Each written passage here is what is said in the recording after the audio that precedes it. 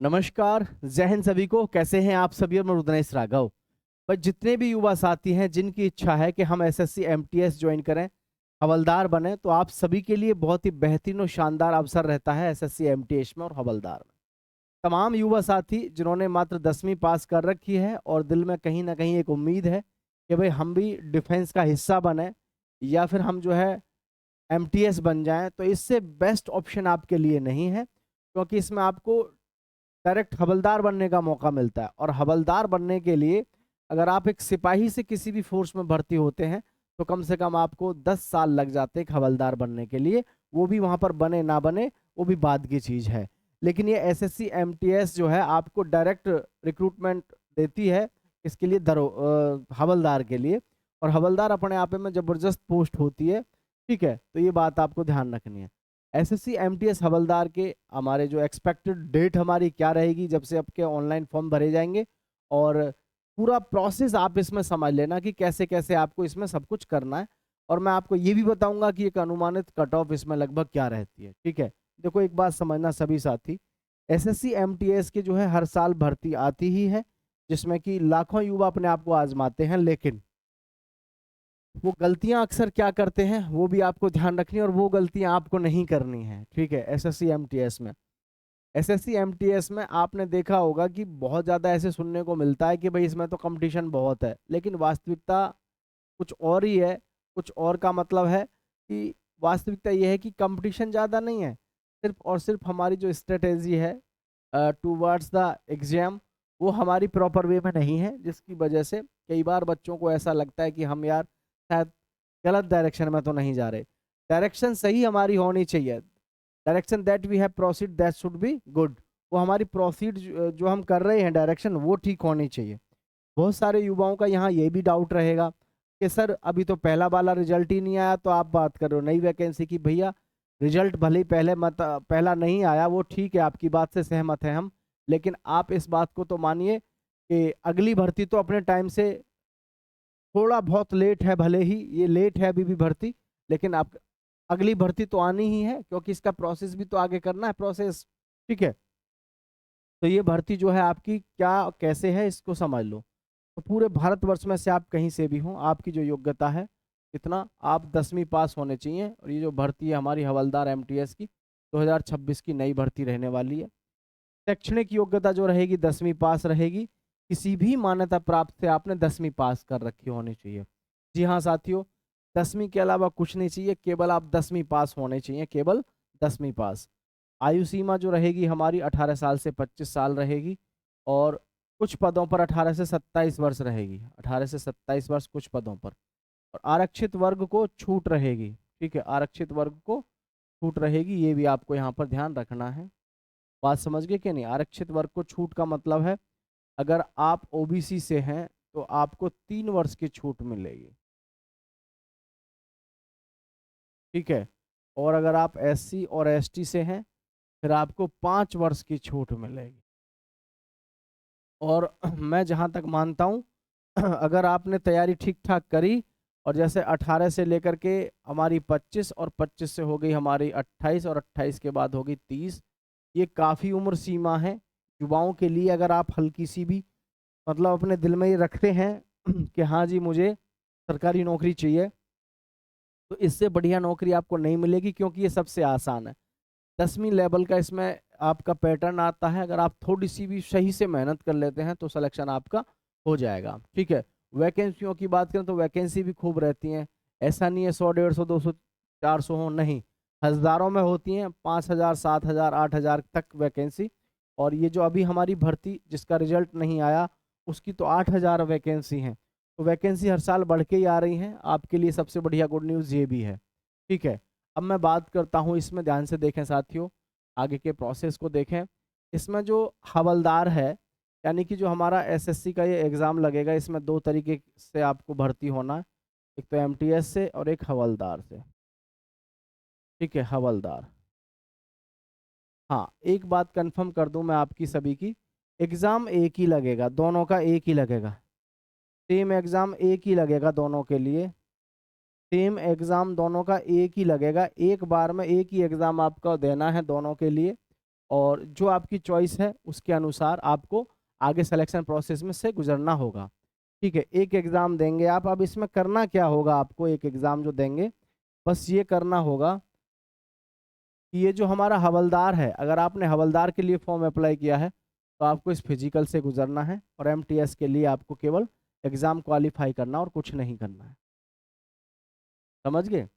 अगर आप exam qualify करते हैं एमटीएस के लिए तो केवल आपको एमटीएस का एग्ज़ाम ही क्वालिफाई करना है।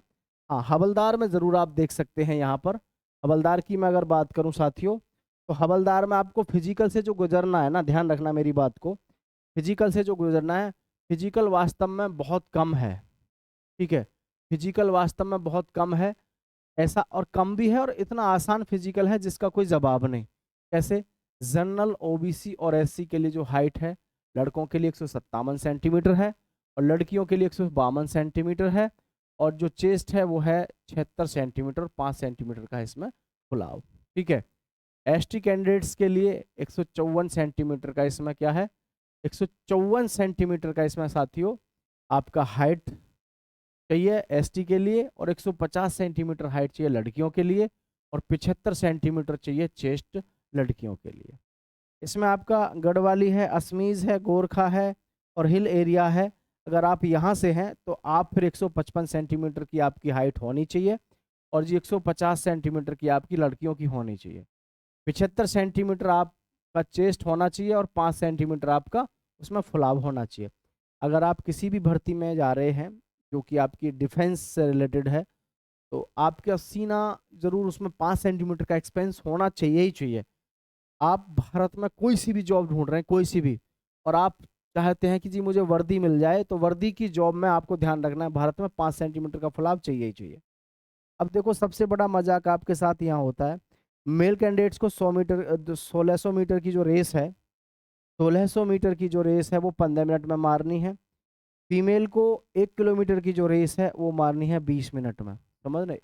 20 मिनट में कितना मतलब आसान सा फिजिकल है। फिजिकल कुछ नहीं है, सीधा सीधा नॉर्मल से अगर देखा तो एक प्रकार से आपके साथ मजाक सा ही है, बहुत नॉर्मल सा फिजिकल इसमें पूछा जाता है, और इस फिजिकल प्रक्रिया से कोई भी गुजर सकता है। ठीक है, आगे की देखें, परीक्षा मोड, कंप्यूटर बेस्ड टेस्ट है ना, कंप्यूटर बेस्ड टेस्ट है। परीक्षा तिथि जो है आपकी नवंबर 2026 में होती है हर साल। हाँ, यहाँ पर एक डाउट्स जरूर होगा, जैसे कि हमारा अब जून चल गया, ठीक है, और जुलाई, मतलब जून के बाद जुलाई चल गया, तो जून को हटाओ, जुलाई है, अगस्त है, सितंबर, अक्टूबर, नवंबर, हर साल जैसे इसका एग्ज़ाम लगभग नवंबर में कंडक्ट होता था, है ना। वो फरवरी में, पिछली बार फरवरी में हुआ था इसका एग्ज़ाम, क्योंकि उस भर्ती में क्या है, गड़बड़ हो गई थी। आपको पता होना चाहिए, उस भर्ती में गड़बड़ हो गई थी जिसकी वजह से वो एग्ज़ाम जो है आपका फरवरी में हुआ था, अभी पिछली वाली भर्ती का। नहीं तो एग्ज़ाम तो इसका कब होना होता है, नवंबर में इसका एग्ज़ाम होना होता है, और वो हो जाता है नवंबर में। तो यहाँ पर आपको ये ध्यान रखना चाहिए, नवंबर 2026 में इसका परीक्षा तिथि रहेगा।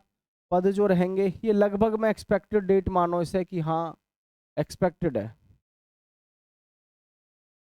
ठीक है, एक्सपेक्टेड डेट मानो इसे आप। ठीक है भाई, और जो पद हैं इसमें एमटीएस के, इसके लिए जो प्रोसेस रहता है वो भी मैं आपको बता ही चुका हूँ। एमटीएस जो होता है ये होता है मल्टीटास्किंग स्टाफ, और हवलदार की जो पोस्टिंग होती है सीबीआईसी और सीबीएन।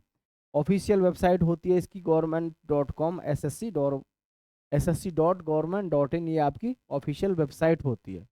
ठीक है, सिलेक्शन प्रोसेस मैं आपको बता चुका हूँ। एक कंप्यूटर टेस्ट होगा, फिजिकल फॉर हवलदार होगा, डॉक्यूमेंट वेरिफिकेशन होगा। एसएससी में जो हमारी पोस्ट हैं, जो एक तो होती है एमटीएस की और एक होती है हवलदार की। हवलदार, ठीक है, हवलदार के लिए आपका फिजिकल होगा, केवल हवलदार के लिए फिजिकल होगा, ना कि एमटीएस के लिए। ठीक है, आप समझ गए होंगे ये चीज़। तो अब चलिए, तो ये चीज़ें आपको यहाँ से साथ में करनी है। और मैं यहाँ बात करूँ आपके, देखो सैलरी वगैरह की, तो ग्रॉस सैलरी जो रहती है आपकी 30,000 से 35,000 रहती है। 8वां वेतन कमीशन आपको 50,000 से 55,000 मिलता है। और जो पोस्ट है आपकी मल्टीटास्किंग की, यानी नॉन टेक्निकल स्टाफ होता है ये। और जो हवलदार है इसमें central board of indirect taxes, इसमें central board of indirect taxes and customs में आपको मौका मिल जाता है जाने के लिए। ठीक है भाई, ये आपको मौका मिल जाता है। यहाँ पर जाने के लिए।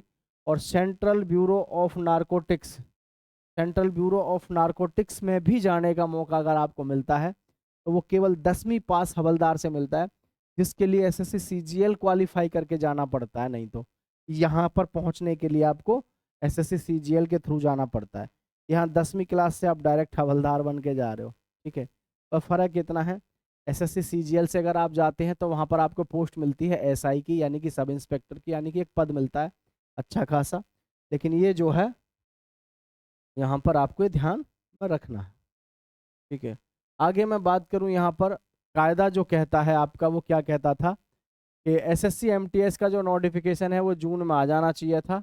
नोटिफिकेशन जून में आ जाना चाहिए था, आवेदन शुरू जून में होने थे, लेकिन वर्तमान में अभी नहीं आए। 7500 पदों के आसपास आपको भर्ती देखने को मिलती। तो इसमें आप सब समझदार हैं और समझदारी से काम लेना भी चाहिए कि देखिए इस समय कोई बात नहीं है, कई बार भर्ती प्रक्रियाएं लेट हो जाती हैं, ठीक है। तो इसमें लेट को लेकर के परेशान होने की ज़रूरत है नहीं।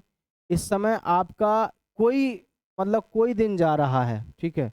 इसमें आपका कभी भी किसी भी वक्त आपका कभी भी किसी भी वक्त आपका क्या नोटिफिकेशन जारी हो जाएगा, कभी भी किसी भी वक्त एसएससी एमटीएस का कभी भी किसी भी वक्त जारी हो जाएगा आपका नोटिफिकेशन, ठीक है। घबराना नहीं है।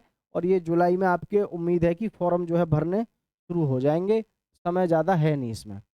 इसमें आपका जो सिलेक्शन प्रोसेस के लिए एग्ज़ाम होना है, सेशन फर्स्ट होगा एक तो, और एक सेशन 2 होगा।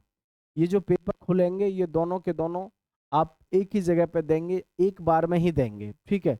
लेकिन एक बात याद रखना, इसमें आपको ध्यान जो रखना है, सेशन फर्स्ट में जैसे हमारा मैथ है तो मैथ्स में आपके 20 जैसे प्रश्न हैं, और जी रीजनिंग है, रीजनिंग के जैसे 20 प्रश्न है रीजनिंग के, ठीक है। रीजनिंग के हैं 20 प्रश्न। टोटल जो प्रश्न है कितने हैं, ये दोनों में मिला करके 40 प्रश्न है। 40 प्रश्न में से जनरल का बालक है, इसको पास होने के लिए इसमें 12 प्रश्न करने हैं। और जो बच्चा ईडब्ल्यूएस का है इसको 8 प्रश्न करने हैं, सॉरी 10 प्रश्न करने हैं ईडब्ल्यूएस के बच्चे को। और जी एससी वगैरह के बच्चों को मात्र 8 प्रश्न करने हैं 40 में से। वो किस लिए कि क्वालिफाई करना है आपको एग्जाम। सेशन फर्स्ट को क्वालिफाई करना जरूरी है। अगर आप सेशन फर्स्ट क्वालिफाई नहीं कर पाते हैं तो आप फिर जो है आपका सिलेक्शन नहीं होगा, चाहे सेशन 2 में आपका कितना भी अच्छा स्कोर क्यों ना हो, ये ध्यान रखना है। तो सेशन 2 में 25 क्वेश्चन तो मिलेंगे आपको जी के जीएस के, और जी 25 मिलेंगे आपको इंग्लिश के। टोटल प्रश्न हो जाएंगे हमारे 50, और 50 प्रश्न होंगे 150 नंबर के। और 150 नंबर के जो प्रश्न होंगे इसमें से आपका सिलेक्शन होता है यहाँ से, ठीक है। 150 मतलब जो टोटल मार्किंग होगी आपकी वो 150 नंबर की मार्किंग होगी टोटल इसकी परीक्षा की। और आपका सिलेक्शन जो होगा वो 150 में से केवल सेशन 2 के आधार पे होगा। ये जो है केवल पास करना है, केवल आपको ये पास करना है, ये ध्यान रखें। और आपको ये जो दिया हुआ है सेशन 2, इसी के आधार पर आपका सिलेक्शन होगा भाई। उम्मीद है बात समझ में आ गई होगी। बहुत सारे युवाओं को रहता है कि सर पढ़ाई कैसे करें। पढ़ाई करने के लिए बिल्कुल सिंपल सा है, रुद्रनेस क्लासेस एप्लीकेशन डाउनलोड करेंगे, वहाँ से इंग्लिश की आप बुक की पीडीएफ है उसको डाउनलोड करेंगे, और वहीं से आपको सारा पेपर आराम से उसी में से आपका फंस जाएगा बहुत अच्छे तरीके से, ठीक है। तो सभी साथियों को उम्मीद है बात समझ में आ चुकी होगी। ऑनलाइन फॉर्म को लेकर के भी मैं आपको बता चुका हूँ कि भैया ऑनलाइन फॉर्म आपके जुलाई में इसी महीने में कभी भी किसी वक्त शुरू हो जाएंगे, ठीक है। आई होप शायद अब कोई डाउट नहीं रहा हो। किसी का कोई डाउट हो तो नीचे कमेंट करके ज़रूर बताइएगा। और आप सभी का बहुत बहुत स्वागत, ठीक है। एसएससी एमटीएस हमारे देश की टॉप वैकेंसियों में से एक है जो हर साल भर्ती आती है। इसमें हज़ारों युवा अपने आप को आजमाते हैं, हज़ारों की बजाय लाखों, ठीक है। तो आप सभी अगर वास्तव में आपकी इंग्लिश ठीक है और आपको लगता है आपकी जीके जीएस ठीक है और आपका मैथ बेकार है, रीजनिंग बेकार है, तो कोई दिक्कत नहीं, ये बेस्ट जॉब आप सभी के लिए है। आप सभी का बहुत बहुत धन्यवाद। जय हिंद, जय भारत साथियों।